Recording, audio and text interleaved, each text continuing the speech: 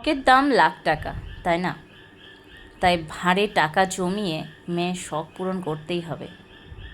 আমার মতন এরকম কে আছো আমাকে অবশ্যই জানিও। কিন্তু অবশ্য মেয়ের শখ বলবো না, এটা মেয়ের বাবারও শখ, মেয়ের দাদারও শখ, আমারও একটা শখ ছিল। কারণ আমিও পশু পাখি ভালোবাসি, মেয়ে যতটা ভালোবাসে আমিও ঠিক ততটাই ভালোবাসি পশু পাখি, কিন্তু খাটাখাটনির জন্য আসলে নিয়ে উঠতে পারি না। কারণ আমাকেই তো হালটা ধরতে হবে, আমাকেই তো গুছিয়ে রাখতে হবে, গোছানো গোছানির ব্যাপারটা, খাওয়া যত্ন এসব আমাকেই করতে হবে। তো মেয়ে পশু পাখি, পাখি বাড়িতে আছে, আগে পশু ছিল, তারপরে আবার একটা পশু নেওয়া, কুকুর নাও কুকুর নাও, কবে থেকে আমাকে বলে বলে বলে বলে আজ সেটা পূরণ করলাম। তোমরা অবশ্যই জানিও কিন্তু কুকুরটা আমার কেমন হয়েছে। মেয়ের বাবা মেয়ের দাদার শখ হচ্ছে জার্মান শেপার্ড, আর আমার শখ ছিল আসলে আমি যেরকম সেরকম একটা ইচ্ছা ছিল যে ছোট্ট একটা নেব।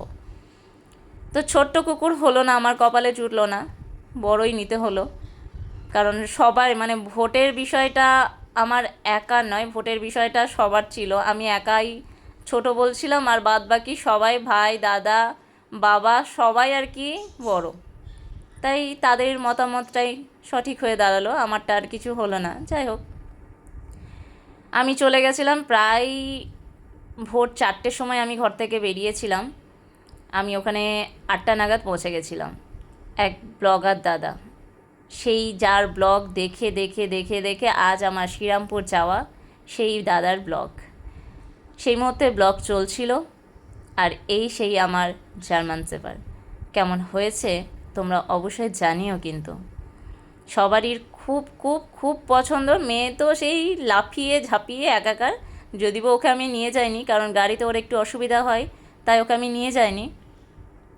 ছেলে মেয়ে দাদা বাবা দাদু ঠাকুমা পিসি, মানে প্লাস মামাও সদ্য, মানে সবাই খুব খুশি একে নিয়ে আসাতে। তো তার আদর যত্নটাই আলাদা, তার আদর যত্নটাই অন্যরকম। তো কেমন হয়েছে অবশ্যই আমাকে কিন্তু জানিও তোমরা। টাটা।